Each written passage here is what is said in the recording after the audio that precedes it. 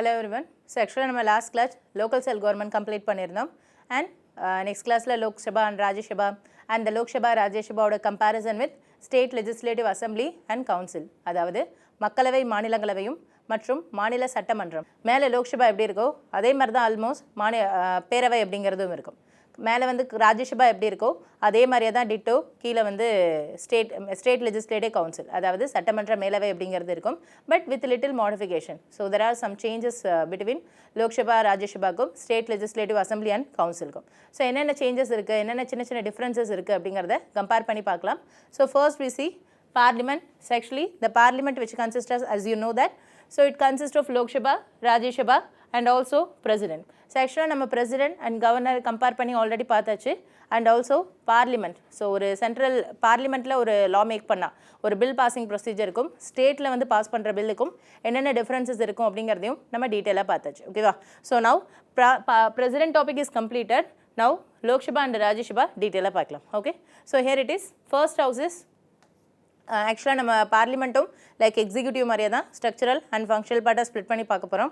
So இந்த structural part house of Lok Sabha or Rajya Sabha. ஆக்சுவலாக ஒரு லோக்சபா ராஜ்யசபா ரிலேட்டடாக குரூப் 2 மெயின்ஸில் வந்து கொஷின் வருதுன்னா அதுக்கு எப்படி இன்ட்ரொடக்ஷன் பார்ட் கொடுக்கலாம். So not just voice of people or lower house upper house அப்படின்னு மட்டும் கொடுக்காம அதர் டெஃபினேஷன்ஸ் அதர் இன்ட்ரொடக்ஷன் அப்படிங்கிறத எப்படி கொடுக்கலாம் அப்படிங்கிறத பார்க்கலாம்.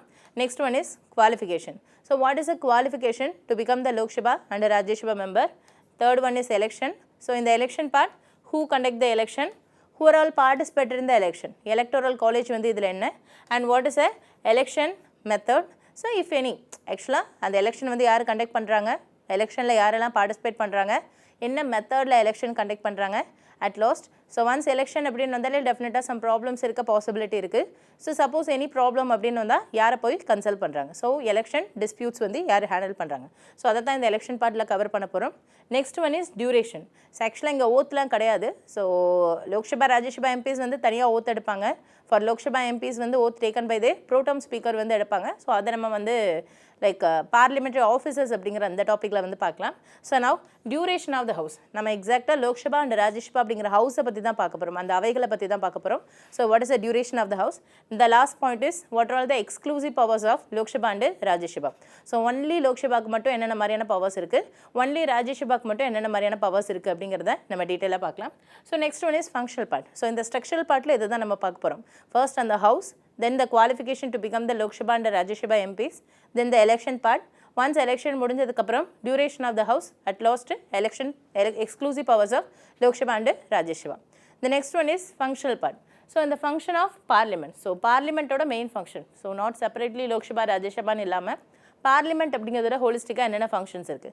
First one is law making function. as you all know that, so parliament அப்படின்னு வந்தாலே இந்த main purpose of parliament is law making.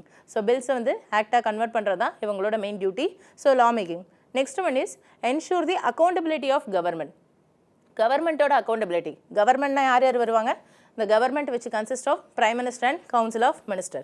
so here it is, the prime minister and the council of minister நம்மளுக்கு already தெரியும். So ஆக்சுவலாக கவர்மெண்ட்டில் ஒவ்வொரு கவர்மெண்ட்டுக்குமே prime மினிஸ்டராக இருந்தாலும் சரி இல்லை சீஃப் மினிஸ்டராக இருந்தாலும் சரி 3 types ஆஃப் ரெஸ்பான்சிபிலிட்டி இருக்குது. One is collective responsibility, second one is individual responsibility, third one is legal responsibility.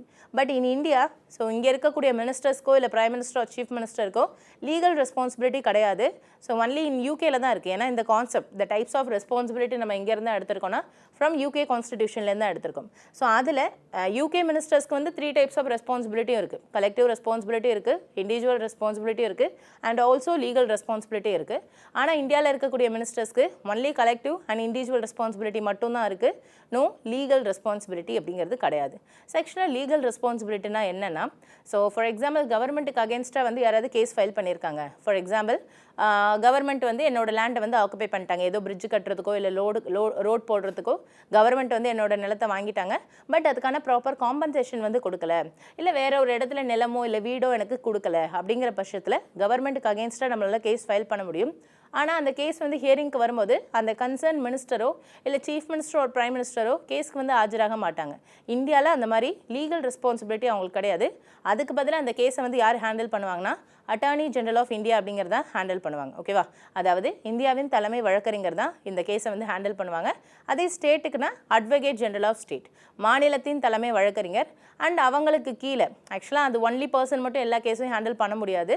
So அவங்களுக்கு சப்ஸ்டியூட்டாக some solicitor general and additional solicitor general, so other judges வந்து அதர் லாயர்ஸ் வந்து இருக்காங்க. அவங்க இந்த கேசஸ் அப்படிங்கிறத handle பண்ணிப்பாங்க. ஸோ இந்தியாவில் இருக்கக்கூடிய மினிஸ்டர்ஸ் அப்படிங்கிறதுக்கு only collective and individual responsibility மட்டும்தான் இருக்குது. ஸோ கலெக்டிவ் ரெஸ்பான்சிபிலிட்டினா என்ன? Prime minister and council of minister they are collectively responsible to the Lok Sabha. We know that. So they are collectively responsible to the Lok Sabha.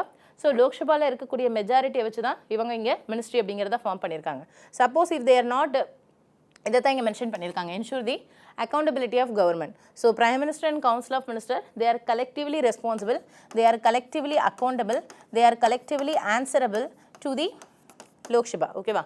So they are collectively responsible, they are collectively accountable, they are collectively answerable to the Lok Sabha. If they are not accountable, if they are not answerable in case, so Lok Sabha என்ன pass பண்ணலாம்? No confidence motion, நம்பிக்கையில்லா தீர்மானம் அப்படிங்கிறத அவங்களால pass பண்ண முடியும்.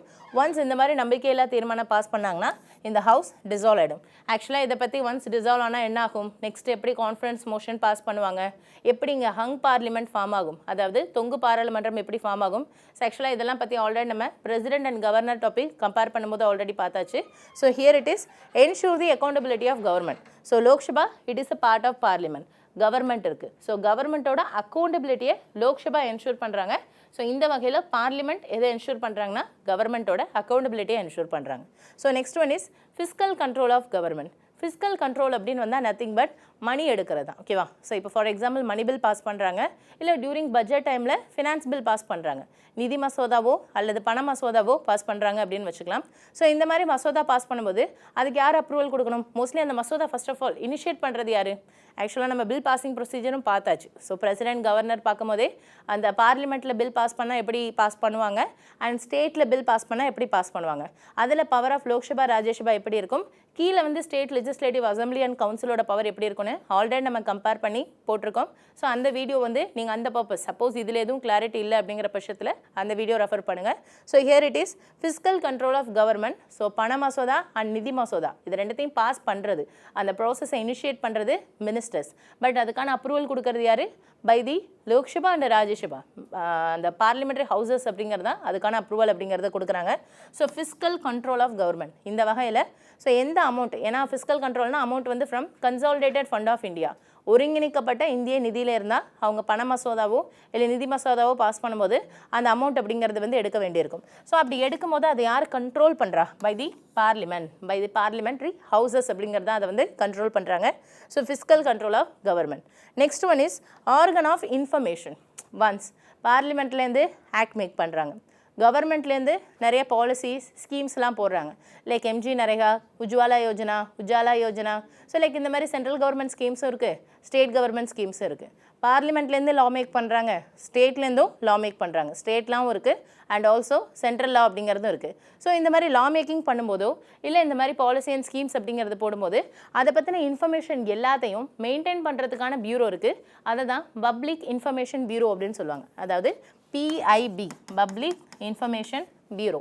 So இந்த பியூரோவில் தான் கவர்மெண்ட்டோட எல்லா இன்ஃபர்மேஷன் அண்ட் டீட்டெயில்ஸ் அப்படிங்கிறது ஸ்டோர் பண்ணி வச்சுருக்காங்க.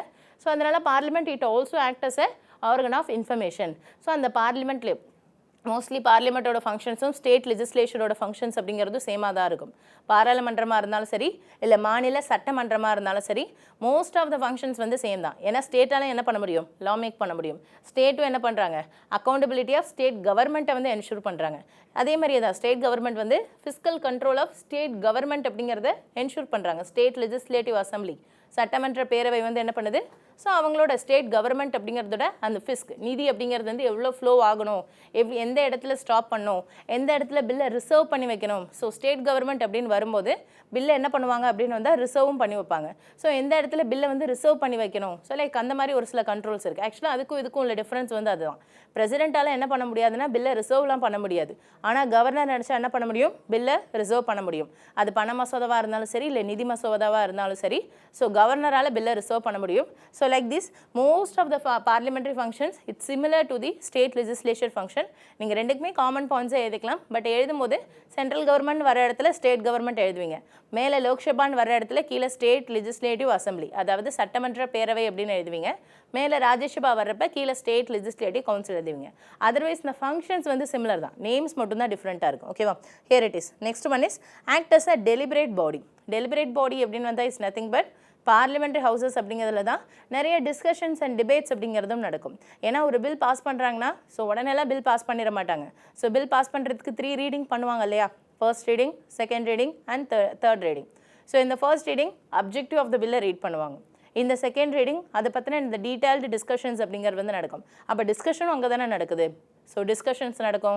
ஒன்ஸ் அதை அக்செப்ட் பண்ணலை அப்படின்னு வந்தால் டிபேட்ஸ் வரும். ஈவன் பட்ஜெட் ஸ்பீச்சிங் அப்படிங்கிறதுல கூட அது ரிலேட்டடான டிஸ்கஷன்ஸ் அப்படிங்கிறது இருக்கும். So like this a lot of kind of discussions அப்படிங்கிறதும் இந்த ஹவுஸ் அப்படிங்கிறதுல அக்கர் ஆகுது. That's why parliament is also act as a deliberate body. So எங்கே டிஸ்கஷன் அண்ட் டிபேட்ஸ் நடக்குதோ அதை தான் டெலிபரேட் பாடின்னு சொல்லுவாங்க. அண்ட் ஆல்சோ ஸ்டேட் லெஜிஸ்லேச்சரையும் நம்ம டெலிபரேட் பாடின்னு சொல்லலாம். ஏன்னா கீழேயும் வந்து என்ன நடக்கும்? ஸ்டேட் பட்ஜெட் போடும்போது டிஸ்கஷன் நடக்கும். ஸ்டேட் பில் பாஸ் பண்ணும்போது அப்பையும் டிஸ்கஷன் நடக்கும். அதனால் both central and state, both parliament as well as state legislature, மாநில சட்டமன்றம், இது ரெண்டுத்தையுமே நம்ம டெலிபரேட் பாடி அப்படின்னு சொல்லலாம். The last one is kind is multi functional body. So இது மட்டும் இல்லாமல் நிறைய சீக்ரெட் சிட்டிங் அப்படிங்கிறது வந்து நடக்கும். ஏன்னா மினிஸ்டர்ஸ் வந்து லைக் முக்கியமான விஷயத்தை பற்றி டிஸ்கஸ் பண்ணணும்னு நினச்சா வந்து பார்லிமெண்ட்டில் தான் வந்து உட்காந்து டிஸ்கஸ் பண்ணுவாங்க. அந்த டைமில் அவுட் சைடரை வந்து அலோவ் பண்ண மாட்டாங்க. ஸோ லைக் சீக்ரெட்டாக ஒன்லி மினிஸ்டர்ஸ் மட்டும் லைக் பட்ஜெட் மேக்கிங் பற்றி டிஸ்கஸ் பண்ண போகிறாங்க, இல்லை வேறு ஏதாவது இம்பார்ட்டான இஷ்யூஸ் பற்றி டிஸ்கஸ் பண்ண போகிறாங்கன்னா they can come to the parliament and discuss. So அது அவங்க அந்த இடத்துக்கு வந்து என்ன பண்ண முடியும்னா டிஸ்கஸ் பண்ண முடியும். ஸோ இந்த மாதிரி சீக்ரெட் சிட்டிங் நடக்கும். ஸோ இந்த மாதிரி இந்த மாதிரி நிறைய ஃபங்க்ஷன்ஸ் அப்படிங்கிறத பார்லிமெண்ட் பண்ணுறதுனால it act as a multi functional body. So these are all the functions of parliament. ஓகேவா? ஸோ காமனாக பார்லிமெண்ட்டோட ஃபங்க்ஷன்ஸ் அப்படின்னு கேட்குறாங்கன்னா ஸோ இதுதான் functions. First one is law making. Next one is ensure the accountability of government, ensure the collective responsibility of government, ensure the answerability of government. எப்படி வேணாலும் சொல்லலாம். So government அப்படிங்கிறது வந்து தங்களுக்கு ரெஸ்பான்சிபிளாக இருக்காங்களா இல்லையா அப்படிங்கிறத லோக்சபா செக் பண்ணுது. Lok Sabha it's also part of parliament. So பார்லிமெண்ட்டோட ஒன் ஆஃப் த ஃபங்க்ஷன் தான் இது. The third function is fiscal control of government. பண மசோதா, நிதி மசோதா அப்படிங்கிறத பாஸ் பண்ணும்போது கவர்மெண்ட் தான் என்ன பண்ணுறாங்க? கண்ட்ரோல் பண்ணுறாங்க. ஏன்னா மெஜாரிட்டி வந்து அவங்க தானே பாஸ் பண்ணணும். சிம்பிள் மெஜாரிட்டி, அதுக்கான அப்ரூவல் அப்படிங்கிறது யாரை தான் கொடுக்கணும்? By the Lok Sabha and Rajya Sabha தான் கொடுக்கணும். ஓகேவா? ஸோ இந்த வகையில் இவங்க கண்ட்ரோல் பண்ணுறாங்க. ஓகேவா? Fiscal control of government. Next one is organ of information. So இந்த மாதிரி முக்கியமான டெசிஷன்ஸ், பாலிசி, ஸ்கீம்ஸ், ஆக்ட், இதை பற்றின இன்ஃபர்மேஷன் எல்லாமே பிஐபியில் மெயின்டைன் பண்ணுறாங்க. ஸோ பிஐபி ஒரு கெசட்னு கூட சொல்லலாம். ஓகேவா? So it is maintain in the gazette or PIB அப்படிங்கிறதுல அது ரிலேட்டடான இன்ஃபர்மேஷன்ஸ் அப்படிங்கிறத ஸ்டோர் பண்ணி வைக்கக்கூடிய ஒரு பாடியாகவும் பார்லிமெண்ட் அப்படிங்கிறது இருக்குது. Next one is deliberate body. A lot of discussions and debates அப்படிங்கிறது இங்கே நடக்குது. நிறைய சீக்ரெட் சிட்டிங் அப்படிங்கிறது வந்து நடக்குது. ஸோ இந்த மாதிரி பார்லிமெண்ட் அப்படிங்கிறது act as a multi functional body. So commonly functions அப்படின்னு பார்த்தோம் அப்படின்னு வந்தால் இதுதான் பார்லிமெண்ட்டோட ஃபங்க்ஷன்ஸ். இப்போ நம்ம என்ன பார்க்கலாம் அப்படின்னு வந்தால் டீட்டெயிலாக ஹவுஸ் பை ஹவுஸ் அப்படிங்கிறது பார்க்கலாம். So first one is Rajya Sabha, next Lok Sabha பார்க்கலாம். ஸோ ஒன்ஸ் ராஜ்யசபா அப்படின்னு எடுத்துக்கிட்டோன்னா அதுக்கு இன்ட்ரொடக்ஷன் வந்து எப்படி கொடுக்கறது, நெக்ஸ்ட் வந்து what are all the qualification to become the Rajya Sabha member. So like this election, duration, அவங்களுக்குன்னு என்னென்ன எக்ஸ்க்ளூசிவ் பவர்ஸ் இருக்குது. ஸோ அதை பற்றி நம்ம ஸ்டெப் பை ஸ்டெப்பாக பார்க்கலாம். So next one is Rajya Sabha, house of Rajya Sabha. Okay, so here it is house of Rajya Sabha. So ஆக்சுவலாக நம்ம ராஜ்யசபா அப்படிங்கிறது என்னென்னு கூட சொல்லலாம். It also called as the upper house. Rajya Sabha is also called as the upper house. So ஒரு introduction கொடுக்கணும் அப்படின்னு வந்தால் மாநிலங்களவை அப்படிங்கிறத வந்து அப்பர் ஹவுஸ் அப்படின்னு சொல்லலாம், இல்லை வாய்ஸ் ஆஃப் ஸ்டேட்ஸ் அப்படின்னு கூட சொல்லலாம். பிகாஸ் மாநிலங்களவை இது மாநிலத்தை வந்து என்ன பண்ணுது? ரெப்ரசன்ட் பண்ணுது. ஒவ்வொரு மாநிலத்தோட ரெப்ரசன்டேட்டிவ்ஸ் அங்கே ப்ரெசென்ட் ஆயிருப்பாங்க. So it act as a voice of state, இல்லை ஹவுஸ் ஆஃப் ஸ்டேட்டுன்னு கூட சொல்லலாம், ஆர் அப்பர் ஹவுஸ் அப்படின்னு சொல்லலாம், or which is similar to senate in the US. So ராஜ்யசபாவோட ஸ்ட்ரக்சர் வந்து எப்படி இருக்கோ அதே மாதிரி தான் யூஎஸ் அப்படிங்கிறதுல செனேட் அப்படிங்கிற ஸ்ட்ரக்சரும் வந்து இருக்குது. ஸோ அதை வந்து இதுக்கு சிமிலர் அப்படின்னு கூட சொல்லலாம். ஓகேவா? ஸோ லைக் திஸ் இந்த மாதிரி கொடுத்து நீங்கள் என்ன பண்ணலாம்னா இன்ட்ரடக்ஷன் ஸ்டார்ட் பண்ணலாம். Next one is qualification. So qualification to become the Rajya Sabha MP is citizen. So he or she should be the சிட்டிசனாக இருக்கணும். ஏஜ் மினிமம் 30 இருக்கணும். ஓகேவா? ஸோ ஏஜ் வந்து மினிமம் 30 இருக்கணும். The third qualification is register voter in any of the parliamentary houses, அதாவது பாராளுமன்ற தொகுதியில், ஓகேவா, in any of the parliamentary constituency, sorry, so it is constituency, in any of the parliamentary constituency, ஏதாவது ஒரு பாராளுமன்ற தொகுதியில் அவங்க ரிஜிஸ்டர் ஓட்டர் அப்படிங்கிறதா இருக்கணும். ஆக்சுவலாக ஃபார் எக்ஸாம்பிள் நான் தமிழ்நாடை ரெப்ரசென்ட் பண்ண போகிறேன்னா நான் தமிழ்நாட்டிலேருந்து தான் வந்திருக்கணும் அப்படிங்கிற அவசியம் கிடையாது. மேபி ஐ பிலாங்ஸ் டு ராஜஸ்தானாக இருக்கலாம், ஆனால் நான் அங்கே ராஜ்யசபாவில் போய் என்ன பண்ணலாம், தமிழ்நாட்டை கூட என்னால் ரெப்ரசென்ட் பண்ண முடியும். ஸோ அந்த கண்டிஷன் தான் இப்போ இருக்குது. ஆக்சுவலாக முன்னாடி அந்த டொமிசைல் ரெக்குவயர்மெண்ட் இருந்தது. ஃபார் எக்ஸாம்பிள் நான் தமிழ்நாட்டை ரெப்ரசென்ட் பண்ண போகிறேன். ஃபார் எக்ஸாம்பிள் தமிழ்நாட்டிலேருந்து ராஜ்யசபாவில் ஒரு 10 எம்பிஸ் வந்து இருக்காங்க, ராஜ்யசபா எம்பிஸ் வந்து ஒரு 10 பேர் இருக்காங்கன்னா அவங்க எல்லாருமே தமிழ்நாட்டிலேருந்து தான் வந்திருக்கணும் அப்படிங்கிற அவசியம் கிடையாது. ஆனால் பிஃபோர் தட் இந்த ரெக்குவயர்மெண்ட் எப்படி இருந்ததுன்னா டொமிசைல் ரெக்குவயர்மெண்ட் அப்படிங்கிறதா இருந்தது. அதாவது நான் தமிழ்நாட்டை ரெப்ரசென்ட் பண்ண போகிறேன்னா ஐ ஷுட் பிலாங்ஸ் டு தமிழ்நாடாக இருக்கணும். தமிழ்நாட்டில் இருக்கக்கூடிய ஏதோ ஒரு பாராளுமன்ற தொகுதியில் எனக்கு அந்த ஓட்டர் ஐடி அப்படிங்கிறது இருக்கணும். ஸோ ஏன்னா உங்களுக்கே தெரியும், உங்கள் ரேஷன் கார்டில் கூட போட்டிருப்பாங்க இந்த தொகுதி இந்த வார்டு அப்படிங்கிற மாதிரி மென்ஷன் பண்ணியிருப்பாங்க இல்லையா. தொகுதியை தான் என்னவா பிரிச்சிருப்பாங்கன்னா வார்டாக பிரிச்சிருப்பாங்க. ஸோ கான்ஸ்டுவன்சி அப்படிங்கிறத ஸ்ப்ளிட் பண்ணி தான் அதை வந்து வார்ட்ஸ் அப்படிங்கிறதா பிரிப்பாங்க. ஸோ ஹியர் இட் இஸ், தமிழ்நாட்டிலேருந்து வரணும், தமிழ்நாட்டை நான் ரெப்ரசென்ட் பண்ண போகிறேன்னா கண்டிப்பாக ஐ பிலாங்ஸ் டு தமிழ்நாடாக தான் இருக்கணும். கேரளாவை ரெப்ரசென்ட் பண்ணனா definitely I should belongs to the Kerala அப்படிங்கிறதா தான் இருக்கணும். அதை தான் டொமிசைல் ரெக்குவயர்மெண்ட் அப்படின்னு சொல்லுவாங்க. ஆனால் இந்த requirement later representation of people act, RP act 1951 and 2003. So here it is, முன்னாடி டொமிசைல் ரெக்குவயர்மெண்ட் அப்படிங்கிறது வந்து இருந்தது. But later under the representation of people act 1951 இந்த டொமிசைல் ரெக்குவயர்மெண்ட்டை என்ன பண்ணிட்டாங்கன்னா எனி ஆஃப் தி பார்லிமெண்ட்ரி கான்ஸ்டுவன்சியில் இருந்தால் போதும் அப்படிங்கிற மாதிரி சேஞ்ச் பண்ணிட்டாங்க. ஆக்சுவலாக இதனால் என்ன ஒரு பெரிய ப்ராப்ளம்னா, நான் ராஜஸ்தான்லேருந்து வந்து கூட என்ன பண்ணலாம், தமிழ்நாட்டை ரெப்ரசென்ட் பண்ணலாம், எனக்கு தமிழும் தெரியணும்னு அவசியம் இல்லை, அந்த க்ரைட்டீரியாவில் எதுவுமே கொடுக்கலே. எனக்கு லாங்குவேஜ் கம்பல்சரியாக தெரியணும், அந்த ஜியோகிராஃபிக்கல் ரீஜன் பற்றி கம்பல்சரியாக தெரிஞ்சிருக்கணும், அந்த ரெக்குவயர்மெண்ட் எதுவுமே கான்ஸ்டிடியூஷனில் மென்ஷன் பண்ணல. அப்போது நான் ராஜஸ்தான்லேருந்தோ இல்லை குஜராத்லேருந்தோ வந்து கூட என்ன பண்ண முடியும், தமிழ்நாட்டை ரெப்ரசென்ட் பண்ண முடியும். அப்படி ரெப்ரசென்ட் பண்ணேன் அப்படின்னு வந்தால் எனக்கு தமிழ்நாட்டில் இருக்கக்கூடிய பீப்புள் பற்றி தெரியாது, தமிழ்நாடோட அந்த ஜியோகிராஃபிக்கல் ரீஜன் எப்படி இருக்குது அப்படின்னு தெரியாது. ஸோ தமிழ்நாடோட அந்த பொலிட்டிக்கல் அந்த லெவல் வந்து எப்படி இருக்குது, அங்கே என்னென்ன மாதிரியான ப்ராப்ளம்ஸ் இருக்குது, ஏன்னா ஒவ்வொரு ஸ்டேட்டுக்கும் ஒவ்வொரு மாதிரியான ப்ராப்ளம் இருக்கும். ஏன்னா நம்ம ஜியோகிராஃபிக்கலி வந்து ரொம்ப டிஃப்ரெண்ட்டாக இருக்கும். ராஜஸ்தான்னா டெசர்ட்டாக இருக்கும், நார்த் ரீஜன் அப்படின்னு பார்த்தோன்னா ஹிமாலயாஸ் அப்படிங்கிறது இருக்கும், ஈஸ்ட் ரீஜன் அப்படிங்கிறதுல வாட்டர் ப்ராப்ளம் ஃப்ளட் ப்ராப்ளம் வந்து அதிகமாக இருக்கும். அதே சதர்ன் ரீஜன் அப்படிங்கிறத எடுத்துக்கிட்டோன்னா சீசனல் சேஞ்சஸ் இருக்கும். பிகாஸ் ஆஃப் மான்சூனால் அப்பப்போ வந்து ட்ரவுட் வரும், அதாவது வறட்சி அப்படிங்கிறது அப்பப்போ தாக்கும். அதே மாதிரி நம்மளோட காலநிலை அப்படிங்கிறதுக்கான மாற்றங்கள் அப்படிங்கிறதுக்கு ஒரு சில ப்ராப்ளம்ஸ் இருக்கும். இந்த மாதிரி ஸோ இந்தியா அப்படிங்கிறது வந்து it's a kind of diverse country. ஆனால் இந்த மாதிரி ஒரு டைவர்ஸ் கண்ட்ரி அப்படிங்கிறதோட கான்ஸ்டிடியூஷனில் வந்து என்ன பண்ணலைன்னா, ஸோ இந்த ரீஜன்லேருந்து வரணும்னா அவங்க இந்த மாதிரியான குவாலிட்டிஸ் இருந்தே ஆகணும் அப்படிங்கிற கம்பல்ஷன் இல்லை. முன்னாடி இருந்தது, இல்லைன்னு சொல்லலை, முன்னாடி இருந்தது. பட் லேட்டர் என்ன பண்ணிட்டாங்கன்னா இதை வந்து அமெண்ட்மெண்ட் பண்ணி சேஞ்ச் பண்ணிட்டாங்க. ஓகேவா, டொமிசைல் ரெக்குவயர்மெண்ட் அப்படின்னு இருந்ததை any of the parliamentary constituency அப்படின்னு சேஞ்ச் பண்ணிட்டாங்க. ஸோ ஆக்சுவலாக இது வந்து எதை டைல்யூட் பண்ணுதுன்னா the original role of which dilute the original role of Rajya Sabha. Because ராஜ்யசபாவோட ஒரிஜினல் ரோலே என்ன, ஸோ அவங்க மாநிலத்தை ரெப்ரசென்ட் பண்ணணும் அப்படிங்கிறது தான் அவங்களோட ஒரிஜினல் ரோலே. ஆனால் அந்த மாநிலத்தையே என்னால் ப்ராப்பராக ரெப்ரசென்ட் பண்ண முடியல அப்படிங்கிறப்ப அவங்களோட அந்த ஒரிஜினல் ரோலே வந்து என்ன ஆகுதுன்னா டைல்யூட் ஆகுது. அந்த ஒரிஜினல் ரோலே வந்து பிரயோஜனம் இல்லாமல் இருக்குது, கரைஞ்சு போகுது, சிலைக்கு அந்த மாதிரி சொல்லலாம். ஓகேவா, so these are all the qualification. So first one is citizen, age is 30. Third one is register voter in any of the parliamentary constituency.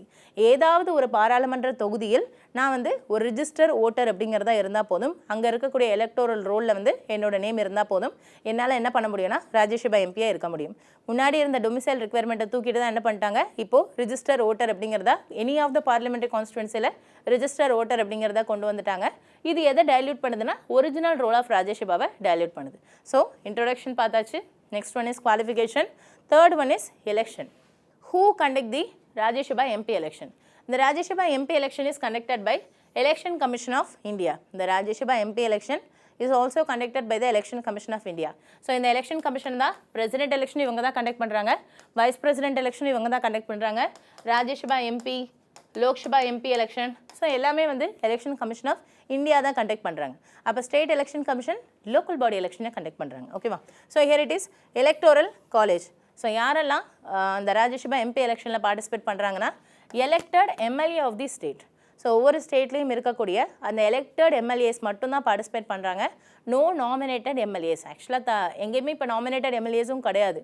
So ஏன்னா லோக்சபாவில் எப்படி அந்த 2 நாமினேட்டட் எம்பி க்ரைட்டீரியாவை தூக்குனாங்களோ அதே மாதிரியே தான் கீழே இருக்கக்கூடிய ஸ்டேட் லெஜிஸ்லேட்டிவ் அசம்பிளிலையும் இருக்கக்கூடிய அந்த நாமினேட்டட் எம்எல்ஏயோட க்ரைட்டீரியா அப்படிங்கிறதையும் கான்ஸ்டிடியூஷன் அமெண்ட்மெண்ட் பண்ணி தூக்கிட்டாங்க. இப்போ எந்த ஒரு நாமினேட்டட் எம்எல்ஏஸ் அப்படிங்கிறதும் கிடையாது. ஓகேவா?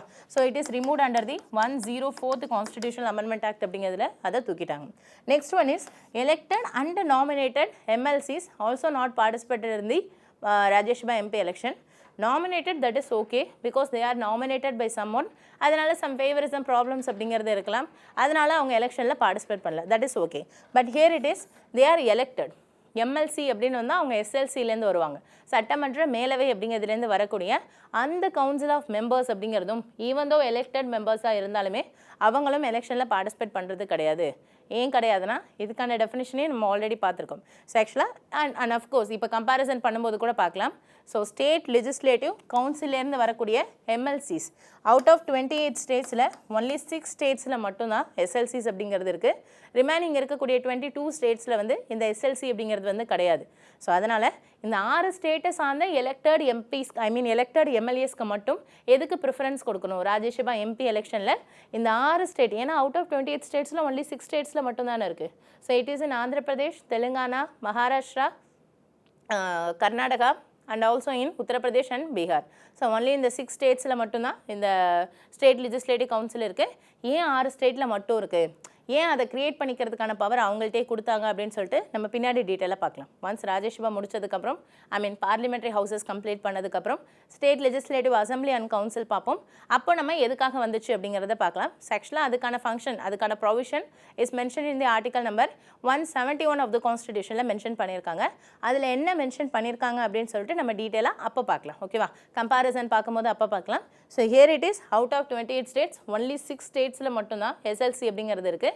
அப்போ 6 ஸ்டேட்டை சார்ந்தவங்களுக்கு மட்டும் எதுக்கு வந்து இம்பார்ட்டன்ஸ் கொடுக்கணும் அப்படிங்கிறதுக்காக தான் even though they are elected member they do not participate in the Rajya Sabha MP election. So only elected MLAs மட்டும்தான் அந்த எலெக்ஷனில் பார்ட்டிசிபேட் பண்ணுறாங்க. No nominated MLAs and no nominated MLCs and including elected எம்எல்சிஸும் அதில் பார்ட்டிசிபேட் பண்ணுறது கிடையாது. ஓகேவா? ஏன்னா 6 ஸ்டேட்டை சார்ந்தவங்களுக்கு மட்டும் என்னால் ப்ரியாரிட்டி கொடுக்க முடியாது. ஏன்னா மற்ற 22 ஸ்டேட்டில் என்ன கிடையாது, எலெக்டட் எஸ்எல்சிங்கிற ஒரு கான்செப்டே கிடையாது. மேலவையே சுத்தமாக கிடையாது. தமிழ்நாட்டிலையும் கிடையாது, கேரளாலையும் கிடையாது. ஸோ இங்கெல்லாம் ஒரே ஒரு ஹவுசஸ் மட்டும்தான் இருக்குது. அப்புறம் ஏன் ஸ்டேட்டுக்கு வந்து இந்த மாதிரியான ஒரு பவரை கொடுத்தாங்க அப்படின்னு சொல்லிட்டு நம்ம 171 பார்க்கும்போது பார்க்கலாம். So now election method. So electoral college Rajya Sabha MP எலெக்ஷனில் ஒன்லி எலெக்டட் எம்எல்ஏஸ் மட்டும்தான் பார்ட்டிசிபேட் பண்ணுறாங்க. Next one is election method. So எப்படி இந்த எலெக்டட் எம்எல்ஏஸ் வந்து ராஜ்யசபா எம்பிஸை வந்து சூஸ் பண்ணுறாங்க? டோட்டலாக எத்தனை ராஜ்யசபா எம்பிஸை வந்து எலெக்ட் பண்ணுவாங்க? Total count is 245 members. Out of 245, 233 are elected. The remaining 12 members are nominated. So total 245. So out of this 233 are elected. The remaining 12 nominated. They are nominated from arts, science, social service and literature. So in the 4 field அவங்களை வந்து nominate பண்ணுறாங்க. The remaining 233 members are elected. அவங்கள தான் indirect மெத்தடில் வந்து elect பண்ணுறாங்க. So direct election கிடையாது. Unlike Lok Sabha இங்கே டைரக்ட் எலெக்ஷன் கிடையாது, இங்கே இன்டைரக்ட் எலெக்ஷன் தான். ஸோ என்ன மெத்தட் யூஸ் பண்ணுறாங்கன்னா PRS STV method, proportional representative system of single transferable vote. So இந்த மெத்தட் அப்படிங்கிறதுல தான் எலெக்ட் பண்ணுறாங்க. த சேம் பிரசிடெண்ட்டுக்கு வந்து என்ன மெத்தட் யூஸ் பண்ணுறோமோ அதே மெத்தட் தான் இங்கேயும் யூஸ் பண்ணுறாங்க. விகிதாச்சார முறை, ஒற்றை மாற்று வாக்கெடுப்பு முறை. ஓகேவா? ஸோ ஆக்சுவலாக இங்கே பிரசிடெண்ட்டுக்கும் இதே மெத்தட் தான், இவங்களுக்கும் இதே மெத்தட் தான். ஓகேவா? ஸோ பிரசிடெண்ட் அப்படிங்கிறதுக்கும் the same PRS STV method. Here it is Rajya Sabha MP எலெக்ஷன்லையுமே the same PRS STV method, அதாவது விகிதாச்சார முறை, ஒற்றை மாற்று வாக்கெடுப்பு முறை. ஸோ எப்படி வந்து இவங்களை எலெக்ட் பண்ணுவாங்க அப்படின்னு சொல்லிட்டு நம்ம பிரசிடென்ட் பார்க்கும்போதே பார்த்துடணும். ஓகேவா? பிரசிடென்ட்டையும் same structural and functional part அப்படிங்கிறத பிரித்து அவரோட எலெக்ஷன் மெத்தடில் இந்த எலெக்ஷன் எப்படி நடக்கும், ஆக்சுவலாக ப்ரிஃபரன்ஸ் கொடுப்பாங்க. ஓகேவா? ஸோ உங்களுக்கு 3 ப்ரிஃபரன்ஸ் அப்படிங்கிறத சூஸ் பண்ணி ஸோ அதுக்கப்புறம் என்ன பண்ணுவாங்கன்னா ஃபஸ்ட் ப்ரிஃபரன்ஸ் எல்லாத்தையும் கவுண்ட் பண்ணுவாங்க, அப்புறம் செகண்ட், அப்புறம் தேர்ட் ப்ரிஃபரன்ஸ். அதை பற்றி நம்ம டீட்டெயிலாக ஆல்ரெடி பிரசிடென்ட் பார்க்கும்போதே பார்த்தாச்சு. ஸோ அதுக்கான ரெஃபரன்ஸ் அப்படிங்கிறத அங்கே பார்த்துக்கோங்க. ஓகேவா? So here it is BRS STV method. இங்கே எப்படி நடக்கும்னா சீக்ரெட் பேலட்டாக நடக்கும். The voting process அப்படிங்கிறது சீக்ரெட் பேலட்டாக நடக்கும். But in Rajya Sabha MP election it is conducted under the open ballot. So secret ballot அப்படின்னு வந்தால் யாருக்கு ஓட்டு போடுறாங்க அப்படின்னு சொல்லிட்டு யாருக்குமே தெரியாது. For example if the president அப்படிங்கிறது வந்து பிலாங்ஸ் டு ஒரு பிரசிடென்ட் வந்து பிஜேபி கேண்டிடேட், இன்னொரு பிரசிடென்ட் காங்கிரஸ் கேண்டிடேட் அப்படின்னு வச்சுக்கலாம். இப்போ நீங்கள் ஓட்டு போடுறீங்க, நீங்கள் வந்து belongs to BJP and also Congress எம்பிஸும் இருக்காங்க, அவங்க ஓட்டு போடுறாங்க அப்படின்னு வச்சுக்கலாம். ஆக்சுவலாக இந்த கேஸில் காங்கிரஸ் எம்பிஸ் பிஜேபியோட பிரசிடென்ட் கேண்டிடேட்டுக்கு ஓட்டு போட்டாலும் வெளியில் யாருக்குமே தெரியாது. லைக் நம்ம போய் எப்படி ஓட்டு போட்டு வரோம், சீக்ரெட்டாக நம்ம யாருக்கு ஓட்டு போட்டோம் அப்படிங்கிறதே வெளியில் தெரியாமல் பண்ணுறோம் இல்லையா, அதே மாதிரி தான் இங்கேயும் நடக்கும். So here it is secret ballot. ஓகேவா, ஏன்னா பிரசிடென்ட் வந்து ஒரு neutral authority, so that's why வந்து இங்கே வந்து சீக்ரெட் பேலட் வச்சுருக்காங்க. பட் இங்கே ராஜ்யசபா எம்பிஸ் அப்படிங்கிறதுக்கு open ballot, not secret ballot அப்படிங்கிறதுலாம் கிடையாது. It is conductor under the open ballot, அதாவது வெளிப்படையாக கை தூக்கி வந்து ஓட்டு போடுவாங்க. ஸோ அப்போ வேறு வழியே கிடையாது இல்லையா, பிஜேபி எம்பிஸ் வந்து கண்டிப்பாக பிஜேபியோட அந்த எம்எல்ஏஸ் பிஜேபியோ இல்லை டிஎம்கேவோ இல்லை ஏடிஎம்கேவோ, ஸோ அந்த எம்எல்ஏஸ் வந்து யாருக்கு மட்டும்தான் ஓட்டு போட முடியும், அந்த ரெஸ்பெக்டிவ் யாரு கூட வந்து லைக் கொலாபரேஷன் போட்டிருக்காங்களோ அவங்க கூட மட்டும்தான் ஓட்டிங் அப்படிங்கிறது பண்ண முடியும். வெளிப்படையாக தெரியும் யாருக்கு ஓட்டு போட போகிறாங்க அப்படிங்கிறது வெளிப்படையாக தெரியும். சப்போஸ் மாற்றி போட்டாங்கன்னா அவங்க மேலே என்ன பண்ணுவாங்க, ஆன்டி டிஃபெக்ஷன் கட்சி தாவல் தடை சட்டத்தின் கீழே அவங்க மேலே ஆக்ஷன் எடுக்கிறதுக்கும் பாசிபிலிட்டி இருக்குது. அவங்களோட எம்எல்ஏ பதவியே அவங்களை விட்டு போகிறதுக்கான பாசிபிலிட்டி இருக்குது. ஸோ ஹியர் இட் இஸ், அது எப்படி ஆன்டி டிஃபெக்ஷன் நடக்கும் அப்படிங்கிறதையும் நம்ம டீட்டெயிலாக பின்னாடி பார்க்கலாம். ஸோ நவ் ஓப்பன் பேலட் அப்படிங்கிறதுல பிஜேபி ஒரு ஏடிஎம்கே ஒரு டிஎம்கே ஒரு Congress what ever it is, so அந்தந்த கன்சர்ன் பார்ட்டி மெம்பர்ஸ் அந்த பார்ட்டியோட மெம்பர்ஸ்க்கு மட்டும்தான், அந்த பார்ட்டியோட அந்த கன்சர்ன் எம்பிஸ்க்கு மட்டும்தான் வந்து ஓட்டு போட முடியும், மற்றவங்களுக்கு மாற்றி ஓட்டு போட முடியாது. ஸோ இங்கே ஓப்பன் பேலட்டாக மாற்றிட்டாங்க.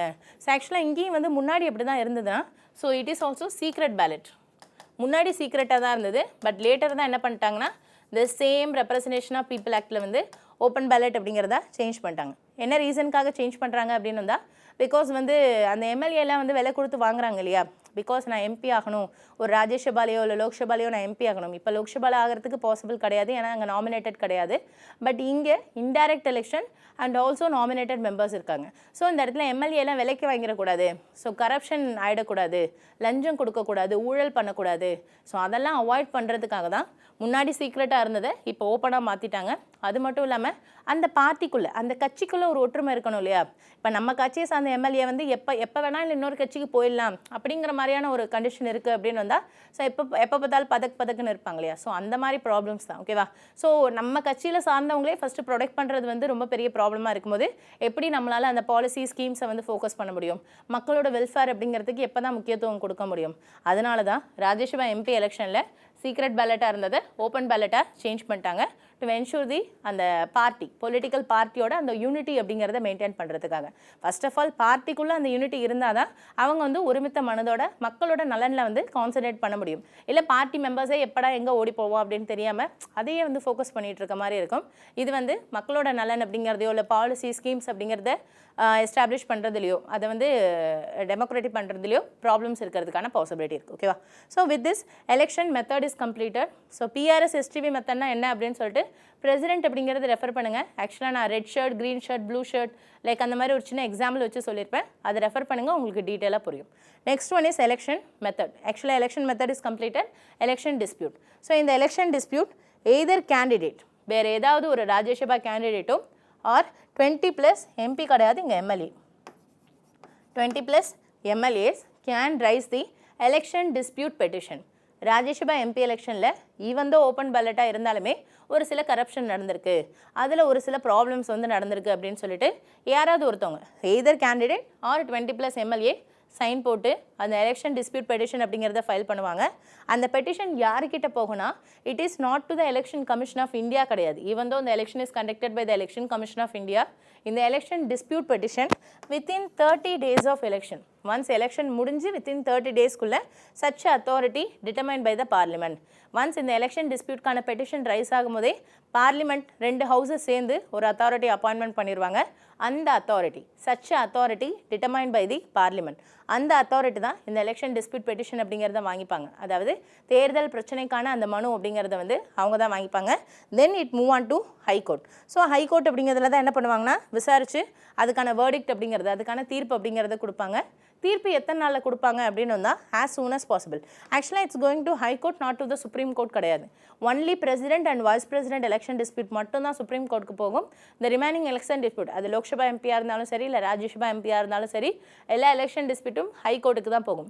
ஃபார் எக்ஸாம்பிள், ராஜ்யசபா எம்பி எலெக்ஷனில் தமிழ்நாட்டை சேர்ந்த எம்எல்ஏஸ் வந்து ப்ராப்ளம் பண்ணியிருக்காங்க, அவர் கேரளாவை சேர்ந்த எம்எல்ஏஸ் வந்து ப்ராப்ளம் பண்ணியிருக்காங்க, அதில் அவங்க ஏதோ ஒரு சில கரப்ஷன் கேசஸ் இல்லை கிரிமினல் கேசஸ் அப்படிங்கிறதுல இன்வால்வ் ஆயிருக்காங்க. அப்படிங்கிற பட்சத்தில் தமிழ்நாடுனா அது மெட்ராஸ் ஹைகோர்ட்டுக்கு வந்து போகும். அதே மகாராஷ்டிரா அப்படின்னு வந்தால் பாம்பே ஹைகோர்ட்டுக்கு போகும். ஸோ இந்த மாதிரி கன்சர்ன் ரீஜன் அப்படிங்கிறதோட ஹைகோர்ட்டுக்கு தான் அந்த கேஸ் போகும். அண்ட் அதுக்கான verdict as soon as possible, அதுக்கான வேர்டிக்ட் அப்படிங்கிறது, அதாவது அதுக்கான தீர்ப்பு அப்படிங்கிறத கொடுத்தணும். அன்லைக் பிரசிடென்ட், பிகாஸ் பிரசிடென்ட்டில் தீர்ப்பு எத்தனை நாளில் கொடுத்தா போதும், 6 மாதத்தில் கொடுத்தா போதும். ஏன்னா ஒரு செஷனுக்கும் இன்னொரு செஷனுக்கும் நடுவில் உள்ள டைம் கேப் வந்து 6 மாதம். அந்த செஷனை கன்வீன் பண்ணுறது யார்? By the president. அந்த கூட்டத்தொடரை கூட்டுறது வந்து பை த பிரசிடென்ட். அங்கே அவர் இல்லாட்டி செஷனோட ஆக்டிவிட்டி வந்து அஃபெக்ட் ஆகும் அப்படிங்கிறதுனால வித்தின் 6 months அந்த கேப் பீரியட்குள்ளே பிரசிடென்ட்டோட வேர்டிக்ட்டை வந்து கொடுக்கணும். ஆனால் ஒரு வைஸ் பிரசிடெண்ட்டாக இருக்கட்டும், ஆர் அப்படிங்கிறது வந்து here it is Rajya Sabha MPs அப்படிங்கிறதா இருக்கட்டும், அவங்களோட எலெக்ஷன் டிஸ்பியூட் அப்படிங்கிறத as soon as possible, மிக விரைவாக வந்து கொடுக்கணும் அப்படின்னு சொல்கிறாங்க. அப்போ as soon as possible அப்படின்னு வந்தால் அதுக்கான மீனிங் என்ன? பிகாஸ் எனக்கு as soon as possible அப்படின்னு வந்தால் 2 days, மேபி உங்களுக்கு வந்து 5 days இருக்கலாம், இல்லை ஒரு சில பேருக்கு 1 week இருக்கலாம், இல்லை சம்மதர், ஸோ வேறு யாருக்கோ அது ஒரு மாதமாக கூட இருக்கலாம். ஸோ அந்த மாதிரி நம்மளால் எக்ஸாக்டாக இதை ப்ரிடிக்ட் பண்ண முடியாது இல்லையா? as soon as possible அப்படிங்கிறதோட மீனிங் மிக விரைவாக அப்படின்னு வந்தால் அதுக்கான மீனிங் என்ன, அதுக்கான கன்சர்ன் அலாட்டட் டேட்ஸ் வந்து என்ன அப்படின்னு பார்த்தோன்னா, ஸோ கன்சிடர், ஸோ ஒரு session for example budget session அப்படிங்கிறத எடுத்துக்கலாம். அது வந்து எத்தனை மாதம் நடக்கும் அப்படின்னு வந்து அப்ராக்சிமேட்டாக ஒரு 3.5 மாதம் நடக்கும். ஸோ 3.5 மாதத்துக்கும் ஹவுஸ் அப்படிங்கிறதுலே உட்காந்துட்டு இருக்க முடியாது. Okay, so the continuation will see it in them. So the continuation of this video நம்ம வந்து next session அப்படிங்கிறதுல கண்டினியூ பண்ணலாம். ஓகேவா? So here it is as soon as possible அப்படிங்கிறதுக்கான மீனிங் நம்ம next session கண்டினியூ பண்ணலாம். Thank you.